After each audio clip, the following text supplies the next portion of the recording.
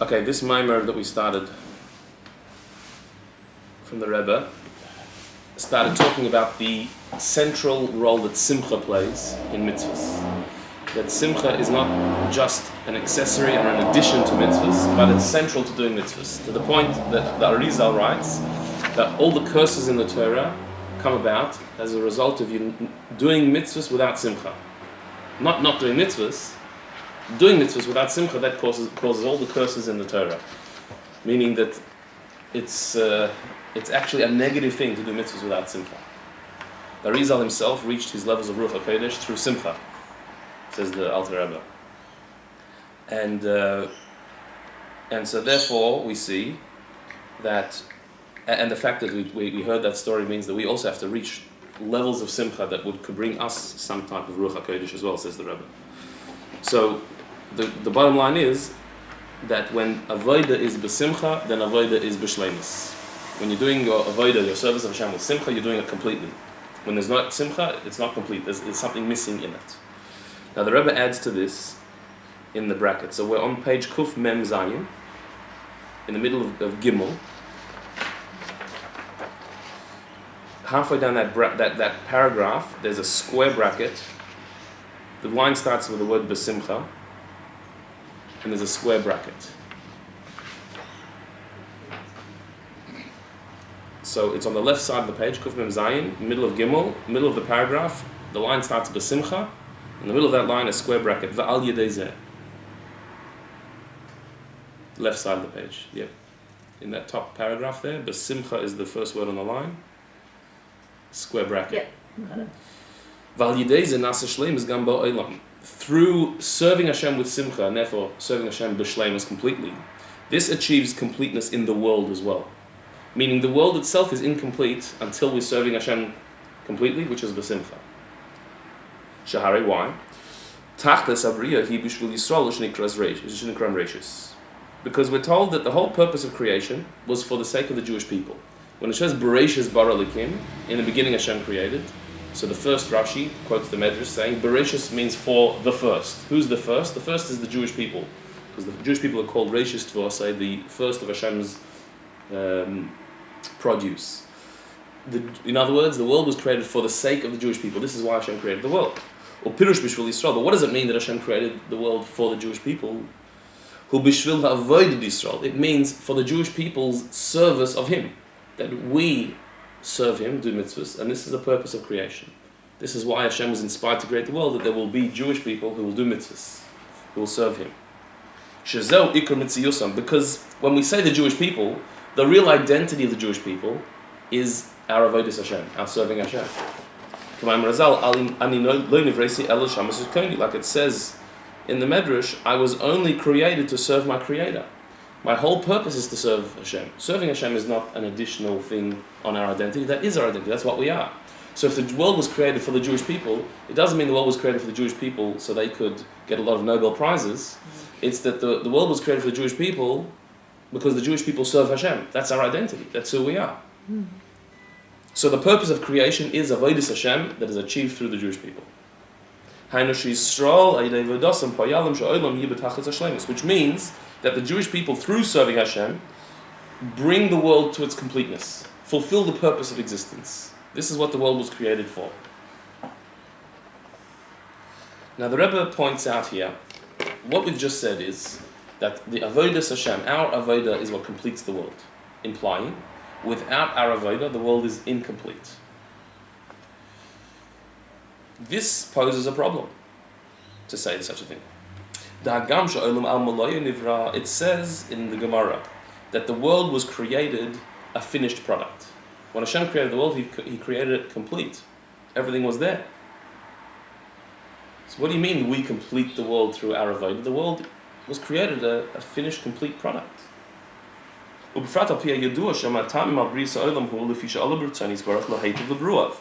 Particularly considering the fact that one of the reasons given by the mystics for the creation of the world, why did Hashem decide to create the world? Because He wanted to bestow goodness. And to bestow goodness, you need a creation to give it to. Because the nature of a good being is to bestow goodness. Hashem can't do that on his own, so he created a world that he can bestow goodness upon. This is one of the reasons for creation. This itself implies that the world must be a complete world from the beginning, because the world is a gift that Hashem is giving to us. So how can we say that our avodah is what completes the world, implying that the world that Hashem created is incomplete? We, through our avodah, complete it, finish it off. The world was created a complete thing. It was created as a way of bestowing His goodness upon us. So you can't say there's something missing or wrong or dysfunctional about the world until we serve Hashem, until our avodah comes along. The world was made as a gift for Hashem to bestow upon us. Do you understand the question? Mm. What's the question? What's our contradiction here? So we say if the world is complete and it's been given to us as a gift, so Hashem doesn't need our avodah. So right. Why? There can be nothing wrong with it. There's nothing missing in it. Yeah. So why? So why are we saying that is? If we don't do our avodah b'simcha, then the world won't be. The world's not complete. Surely the world Hashem created as a gift to bestow His goodness is good, is complete. It's all there. So the Rabbi answers, Mikol Makom, Imin ze gufo d'leitu libruav, hu echad atayim al zeh she'al b'ritzonis barach shabriya tiyeh b'shvil Yisrael b'shvil HaTorah. The very same reasoning answers the question. The problem of the question is the answer of the question. Meaning that the fact that Hashem wanted to bestow goodness upon His creation is one of the reasons why Hashem decided that the world should be incomplete until the Jewish people keep the Torah. Because complete goodness can only be given to creations who work for the goodness. Through the Jewish people adding completeness to the world, contributing something to the world. A greater completeness than it had in the first place when it was created by Hashem. What was that? What was that question? On one hand, we're saying that it's only through our avodah, our serving Hashem, that the world becomes complete. On the other hand, we know that Hashem created the world as a gift to bestow goodness, which means that it's a good world. It's complete as it is. There's nothing missing or wrong with it. The whole point of creation was to give us goodness. So how can we say that it's missing without our avodah? The Rabbi says that's the answer. Because Hashem wants to bestow goodness. What is real goodness? Real goodness is only when it's worked for, when there's a sense of achievement, when you've done something to deserve the goodness. Goodness that is given to you on a silver platter as a gift without any effort is actually not completely good. You don't truly enjoy something that was given to you if you didn't deserve it, you didn't work for it, you didn't do anything for it. You only truly enjoy something when you have earned it, when you've put effort in. As we know, we don't appreciate things that come easy as a gift without any work. We appreciate something that we worked for and we earned. So if Hashem wants to give us goodness, He has to give us the opportunity to earn that goodness. So He made a world that is good, but He gave us the opportunity to make it better. And by us making it better, we receive real goodness. Putting it in other words, sometimes we may get the impression that Hashem is out to get us, out to make our life difficult and miserable and hard, always testing us, always giving us challenges, always putting obstacles in the way. If He's so kind, why doesn't He just serve it to us easy? That's in a way the question here that the Rebbe is asking. Mm-hmm. If Hashem created the world to bestow goodness, so then why does He make it difficult? Make life easy. Take away all the challenges and all the obstacles and just make it smooth. The answer is because that wouldn't be real goodness. Real goodness that's given to you easy, that you didn't have to work for, is not true goodness. You didn't achieve anything, you didn't do anything on your own, you didn't earn it, it wouldn't be total goodness. The Zohar calls that Named Ksufa, which means bread of shame. When you've been served bread, but you didn't earn it, you didn't deserve it, you did nothing to work for it, it's actually belittling. It's somewhat demeaning to be always on the receiving end, getting handouts. It wouldn't be total goodness. Because Hashem wants to give us total goodness, He makes us work. Our avodah, our service of Him, is what makes the world that we experience totally good.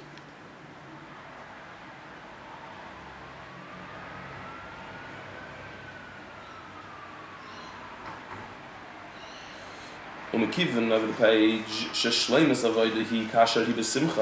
now since we established that avodah itself is only truly complete when it's done b'simcha, kuf mem ches now, only when we do it b'simcha is our avodah complete. So that means that through serving Hashem with simcha, you increase the completeness of the world. You better the entire world. Because we know that it's through our avodah, through the Jewish people serving Hashem, that the world becomes improved, a better, a more complete world. But simcha is a necessary ingredient to that. So not only is simcha a necessary ingredient to avodah Hashem, simcha is the missing ingredient to complete the world. The world can only be completed, the mission, the purpose of existence can only be fulfilled if we serve Hashem b'simcha. Because if we're not serving Hashem b'simcha, it's not real avodah Hashem. And if it's not real avodah Hashem, the world is incomplete. I'm so confused. Don't we always say the world is incomplete? And we need to complete it? Or is it an imperfect world? Right. On that we're asking, we also say, Olam Amloi Nivra, the world was created as a complete world. Hashem looked at the world and it was good. So how can we be missing something? What does it mean? So the only thing it's missing is for us to serve Hashem with simcha. Yeah. What was the response that you said before about someone who has hardships or they have that challenge? What did you say the outcome of that was? So the question was, why does Hashem make our avodah so difficult? That things are so hard, we have to overcome so many things. Because if it wouldn't be that way, then we wouldn't be achieving it, we wouldn't be actually contributing anything, there would be no effort on our part, and the good we receive would be on a silver platter, without difficulty, without any challenge. And such a thing would not be real good. We wouldn't appreciate it. So in that sense, for someone like that, in those situations or times, that is difficult to do avodah b'simcha, you're not really doing it with simcha, you're kind of like faking that to do in simcha, because you're not really... No, not necessarily. We see that simcha and difficulties in life are not mutually exclusive. The people who are b'simcha are not necessarily people who have an easy life. On the contrary, people who have the easiest life are sometimes the most miserable people in the world. And those who have difficulties are not necessarily the most miserable people. Often it's not one to do with the other. It's to do with their approach to life. But what it's saying here is that the fact that we have to work, that we have to serve Hashem and overcome our own inner battles, that is for the good, because otherwise, if it would be easy, we would earn nothing, then what we receive would actually not be real goodness. So avodas Hashem is what completes the world, but avodas Hashem needs to be b'simcha to be true. So therefore, simcha is what completes the creation, what completes the world. So the second line now after the brackets, not only is avoda only complete when it's done b'simcha, it's that simcha in serving Hashem is an essential, necessary part of avodas Hashem. Not just it's the completing thing; it's the final finishing touch on avodah. It's necessary to avodah. Therefore, when there is a lack of simcha in your avodas Hashem, you actually get punished for that. Like we quoted earlier, the verse of the curses says, because you didn't serve Hashem b'simcha, that's why the curses come. You served Hashem, but not b'simcha. Which shows that simcha is not just an addition, it's the definition of avodah. Ki inyan avodah hu lahamshich gilei lakus lamata, ze nasai de simcha. Now the reason here, this is the punchline of this paragraph. The reason why simcha is so necessary to avodah, and without it the avodah is not worthy, in fact it's punishable, is because the whole point of the avodah The whole point of serving Hashem is to draw down a revelation of Hashem in the world. This is what we're trying to do. Through serving Hashem, we're trying to bring Him into the world, to bring His revelation into the world. And that is achieved through Simcha.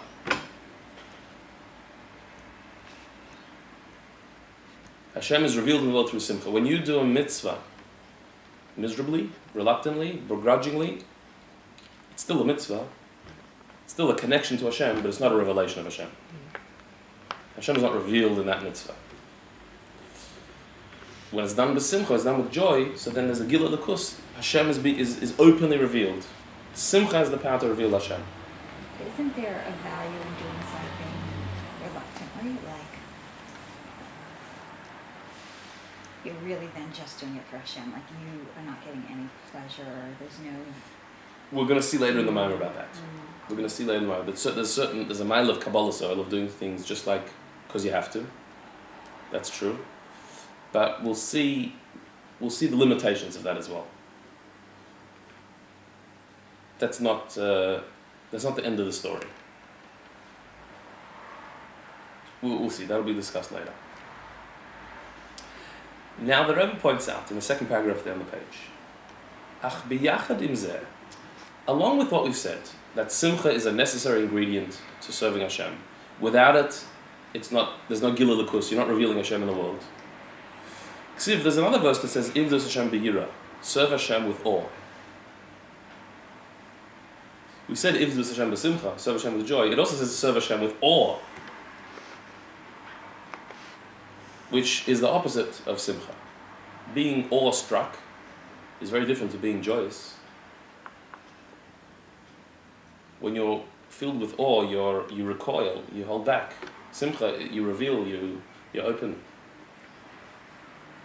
Eligible pasuk zeh atzmai mamshich, but in that very verse that says serve Hashem with awe, it continues v'gilu birada, be joyous with trembling.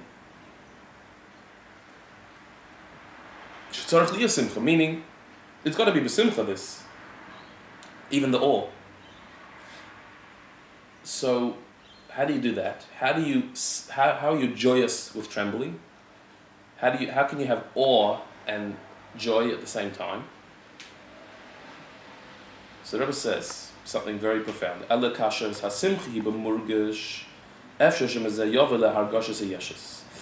thing is that when you have joy, but the joy is experienced, is felt, it could lead to ego. It could become self-serving. And through becoming self-serving joy, it can lead to several negative things that are offshoots of egotism and self-servingness. Again, when the simcha is b'murgush, when you feel the joy, that could lead to self-absorption. And self-absorption can lead to a lot of other bad things. So therefore you have to serve Hashem with awe and be joyous with trembling. That way the joy will not be a joy that is felt. It will be joy that is infused with bittul, with nullification and humility. Like the pasuk says, that the humble will increase their joy in Hashem.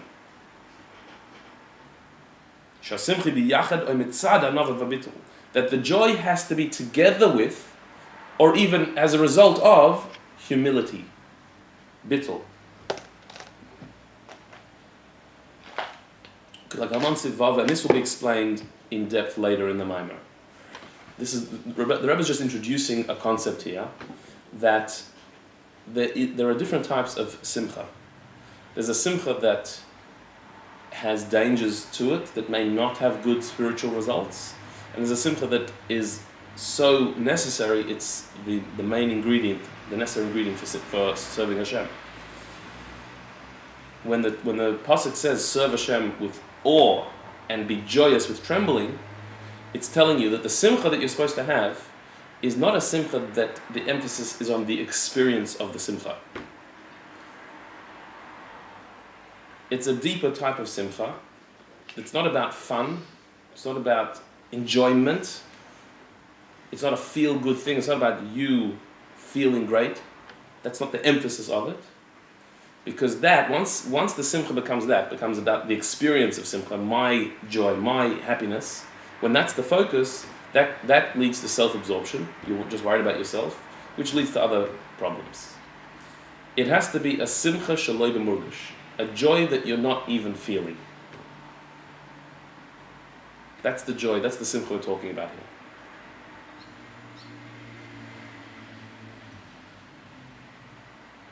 And that means a simcha that comes as a result of bittul, of self-nullification and humility.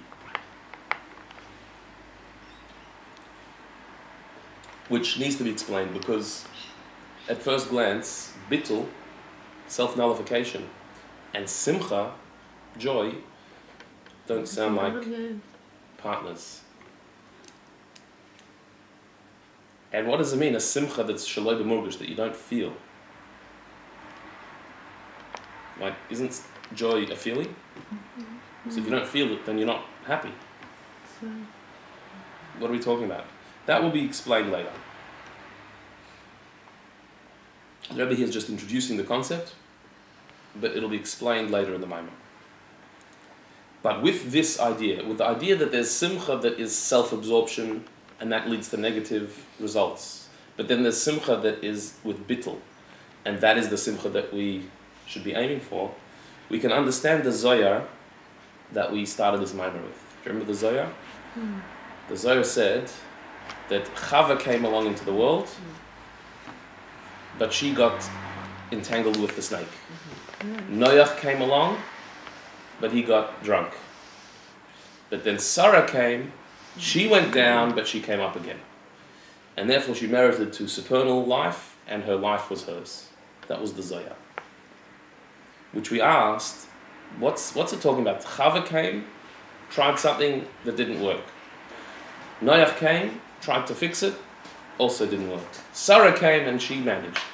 She got it right. What are we talking about here? So that's in Dalit. Al Pisa Mavar Bala Yomer Ledis B'Mamori Hanal Inyan Asas Chavachu Asas Sarachu. Through this idea, the Rebbe Rashab explains in his mimer that we've been quoting the Zohar that says that Chava came along and got stuck with a snake. Noach came along, got drunk.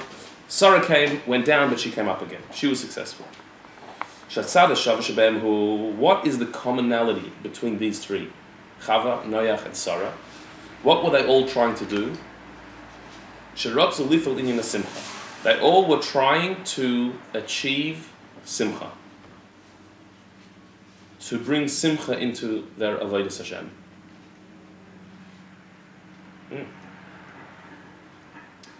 How do we see this?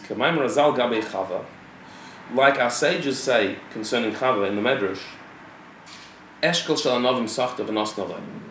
that it was a cluster of grapes that she squeezed into wine and gave it to her husband. That the Eitz Hadas, the tree of knowledge, was actually a grapevine.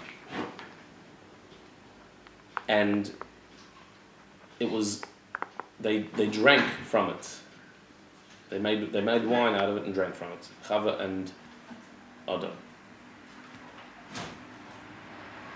And so too by Noach it says that he planted a vineyard and drank wine. So drinking wine was the commonality between Chava and Noach. That the Eitz Hadas was a grape, which they drank from. And so too Noach, after the flood, the first thing he did was to plant a vineyard and drink the wine. Why that? The Yayinu Inyan Simcha. Because wine is simcha, is joy. Like it says in the verse that wine is what brings joy to God and to man. That wine has the power of bringing true joy into the world. So, why did Chava eat from the fruit? which was a grape. Why did Noach plant a vineyard? Because both of them were trying to bring joy, simcha, into the world. There is an idea that the Eitz Hadas was a grape. They were supposed to make Kiddush on that Friday night. They were created on Friday. They were supposed to make Kiddush on that grape Friday night. Because on Shabbos, it would have been okay. Shabbos is where the worlds are elevated. So there's no evil. The Eitz Hadas Tov V'Ra is only Tov V'Ra, good and evil, in a week. But on Shabbos, it would be elevated to only good. So they would make Kiddush on Friday night. But Chava had it too early. She drank from the wine on Friday and gave it to her husband to drink as well. Why did she do that? Because she was trying to achieve simcha. She understood that you need to serve Hashem with simcha, and so drinking of the grape would bring that simcha. That's what she thought.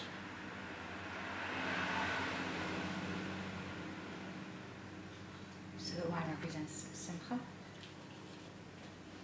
Yeah.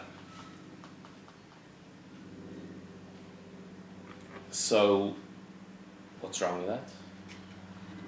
What's wrong with what she did? If she was trying to bring simcha, and we know that to serve Hashem needs to be with simcha, the world can only be complete if the service of Hashem, and the service of Hashem has to be with simcha. So what was wrong with what she did? Says the Rabbi, the problem was that Chava's simcha was simcha that was murgish, that was felt. That it was about the experience. Because about Chava it says that the woman saw that the tree was good to eat and it was a desire for the eyes. Meaning she understood that this tree is going to give me feeling. Hargasha.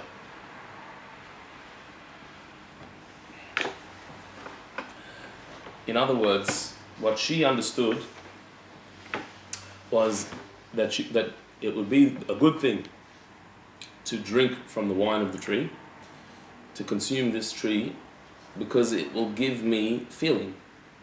Before they ate from the tree, Adam and Chava did not have self-consciousness. They were not aware of self. I mean, they knew they existed, but the center of their consciousness was not within self. Like it says that they were naked and not embarrassed, meaning there was no sense of self-consciousness. And so whatever they did would be done in a way that is not centered around me. They were very God-conscious, not self-conscious. So they looked at everything, the Rambam in Moreh Nevuchim puts it, that they looked at everything in terms of truth and not truth. Not good and bad for me, what feels good and what doesn't feel good. There was no me involved. It's a totally objective view of reality. They were objective beings. There was no subjectivity before they ate from the tree of knowledge of good and evil. Before you have a knowledge, a connection, an innate bond with good and evil were just realities outside of you, nothing personal. Chava understood that that's not the way things can stay. Because Hashem wants us to serve Him with joy, with simcha. Simcha means I have to experience, I have to feel something. And so I need to drink of this wine, I need to consume this fruit to become self-conscious so I can have simcha to serve Hashem.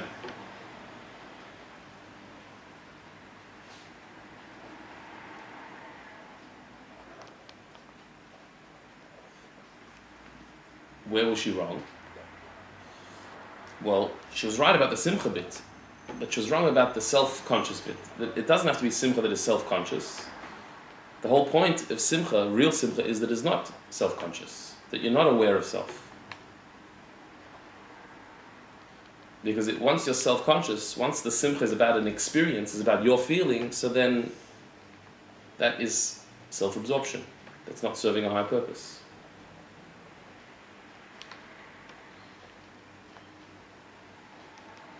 So, Noach wanted to correct the sin of the Eitz Hadas, of the tree of knowledge. Noach understood that he was the second round. He was a new Adam in a new world, starting history again. And so his job was to fix the sin of Eitz Hadas. What's the sin of the Eitz Hadas now? Now what do we understand as being the sin of Eitz Hadas? What went wrong? Created good and bad in the world. No, becoming self-conscious. Oh, self-conscious. Becoming self-aware. That was the sin. So how do you fix that? So had they eaten it on Shabbos, they would not have become self-aware, but they would absorb good and evil, or? No, that wouldn't be good and evil. The Shabbos is where everything's elevated. There's no They evil. would have had simcha. Yeah, in a non-self-conscious way. So how do you fix self-consciousness? How do you fix self-awareness? If Noach wanted to come and solve the problem, correct the wrong, Become drunk. right? So if it's the Inyan Hargasha he wants to correct, he tried to fix it. But he tried to fix it al yidei Hargasha. He tried to fix it through a different type of feeling. V'loi also biyadei, it was unsuccessful. Because this is what he did. The v'yesh min hayayin hevi oisai. Because by drinking from the wine, which is the first thing he did, as soon as he came out of the ark, he planted a vineyard. It's the first thing you need to do. It's to plant a vineyard. Nothing else that you need to do on your list. And then he gets drunk. So there's all these very superficial explanations that it's survivor guilt, that he was the last one alive and he felt very bad, and so he tried to drown his sorrows. Nice. We're talking here about a biblical figure. We're not talking about just another Joe Schmo. So why is he planting a vineyard and drinking straight away? He's trying to correct the sin of Eitz Hadas, which was also a vine. But by drinking, it brought him it didn't bring him to joy that stems from bittul, from self-nullification. Yain sameach, which is the wine that brings joy on a deep level. It brought him to drunkenness, the wine that inebriates. So his tactic was to get drunk, which he thought was the correction of Chava, because what Chava did was become self-conscious. So I'm going to lose my consciousness, lose my sense of self by getting drunk. And there is a logic there to what he's saying. There is a thought to do such a thing. Indeed, drunkenness is lack of feeling. You do not feel yourself. You're not so aware. But the problem is that the lack of feeling, the lack of awareness that comes as a result of drunkenness is not something that comes from humility and bittul. It comes through confusion of your awareness, v'hargasha, and the confusion of feeling. Which means it's a feeling, it's just a confused feeling. It's not really lack of feeling, it's just muddled feeling. It's not going higher than awareness, it's actually below awareness. It's confused awareness. You don't know what's going on. You haven't transcended yourself, you've lost yourself. That's not correcting Chava's sin, that's just messing it up in the other way.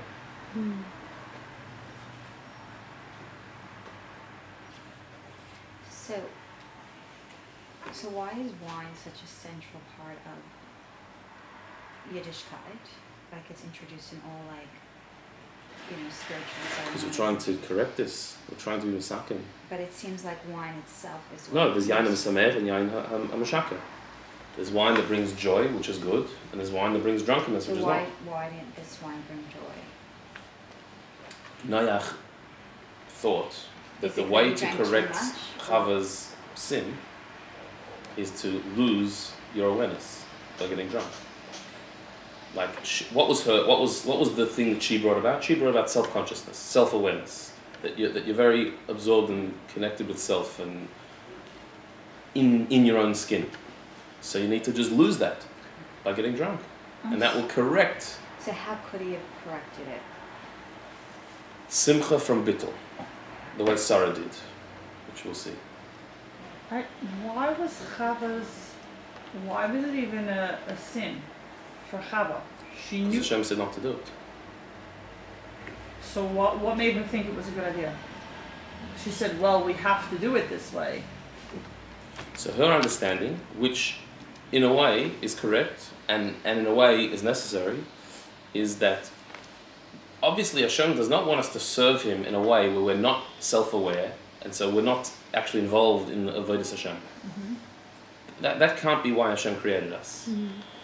He must want us to have a self-awareness, have an ego, be stuck in self and transcend that. But wasn't she right? Yeah. So why was it a sin? It had to be a sin. To become self-aware and therefore not bottled to Hashem, that's a sin. To distance yourself from Hashem, that's what a sin is. So then why is it right? Because it was necessary to happen, but it could only happen as a sin. So it wasn't right, but it was necessary. Yeah.